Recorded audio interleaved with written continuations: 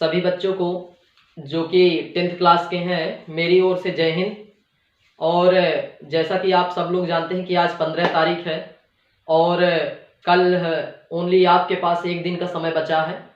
तो ये नहीं सोचना है कि एक दिन है और आप रात भर जाग करके पढ़ाई करें, क्योंकि होता क्या है कि जब आप एंड वक्त पे यानी आप पढ़ाई देखिए, आपने पढ़ा साल भर है, इसकी टेंशन नहीं लेना है कि हमने नहीं पढ़ाई किया। आपने अपना कर्म किया है, साल भर आपने पढ़ाई की है, तो आपको ये करना है कि आपको रात रात भर जाग करके अब नहीं पढ़ना है। बात ये है, पढ़ाई करना है, लिमिट समय तक पढ़ना है और सही समय से सोना है, सही समय से जग जाना है।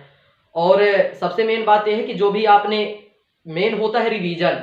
जब अपन कोई भी एग्जाम देते हैं तो देखते ये हैं कि रिवीजन हमने जो आपने पुराना पढ़ लिया है मात्र उसका रिवीजन कर लीजिए। अब कुछ आप नया पढ़ने की कोशिश मत करिए। नया यदि है तो छोटा सा टॉपिक आप पढ़ सकते हैं, लेकिन कोई बड़ा सा समझिए क्वेश्चन है, अब उसको आज ही आप उसको रेडी करना चाहेंगे तो ऐसा देखिए, ये आप अपने आप को हेजिटेट करने के लिए।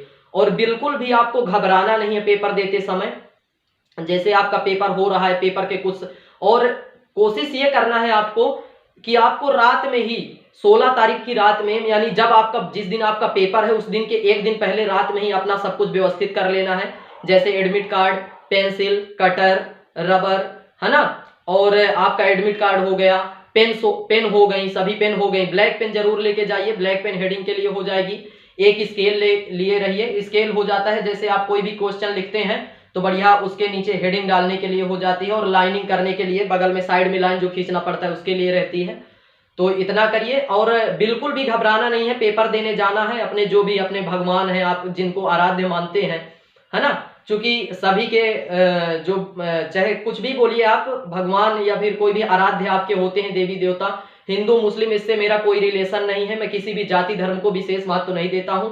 आप जिस भी भगवान, अल्लाह, ईश्वर जिसको आप मानते हैं उसको मन में एक बार ध्यान कर लेना है और चले जाना है, घर से पेपर देने चले जाना है। और क्या करना है कि जैसे जब आपका पेपर है तो पेपर शुरू है जैसे 9 बजे से, तो कोशिश ये करना है आपको कि 8 बजे आप सेंटर पे पहुंच जाएं और सेंटर पे पहुंच करके सब कुछ व्यवस्थित हो जाए और बिल्कुल भी घबराना नहीं है। और लास्ट टाइम में पूरी रात भर, कुछ लोग स्टूडेंट रहते हैं जो रात भर पढ़ते हैं, तो ये बिल्कुल भी नहीं करना है। क्योंकि क्या होता है कि जब आप रात भर पढ़ते हैं तो आपकी नींद पूरी हुई नहीं, तो पहला तो दिमाग में वो टेंशन आ जाता है, दूसरा दिमाग में ये हो जाता है कि आपको क्या लगता है कि कुछ भूल गया, कुछ याद रहा।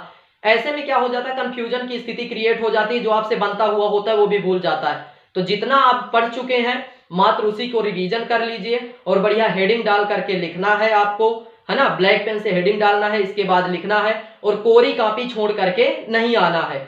बोर्ड की आपकी जो एग्जाम की कॉपी रहेगी, आपसे जो भी जैसा आंसर उसका बनता है किसी क्वेश्चन का, उसको करके आइए। ऑब्जेक्टिव ज्यादा से ज्यादा पढ़ के जाइए, है ना। छोटे छोटे वाले क्वेश्चन आंसर याद कर लीजिए, मतलब जो भी पुराना है उसको रिवाइज कर लीजिए। बस इन्हीं सब बातों के साथ मैं सोच रहा था कि आप लोगों के बीच काफी दिन से चूंकि मैं आया भी नहीं और मिला भी नहीं, तो मैं सोचा कि आपके ग्रुप है जो भी है 10th क्लास का ग्रुप है, तो उसमें सभी बच्चों को मैं आप अपने इस चैनल के माध्यम से, या फिर चैनल बोले या फिर अलग से वीडियो के माध्यम से आपको कुछ मैं शुभकामनाएं दे देता हूं। तो मैं ईश्वर से यही प्रार्थना करूंगा कि सभी का रिजल्ट अच्छा आए और सभी मन लगा करके आपने पढ़ा है, आपने पढ़ाई में कमजोरी नहीं किया है। यदि आपने मन से, आत्मा से, यदि आपने अच्छे से आपने कर्म किया है, पढ़ा है, तो जरूर ही आपके अच्छे नंबर आएंगे।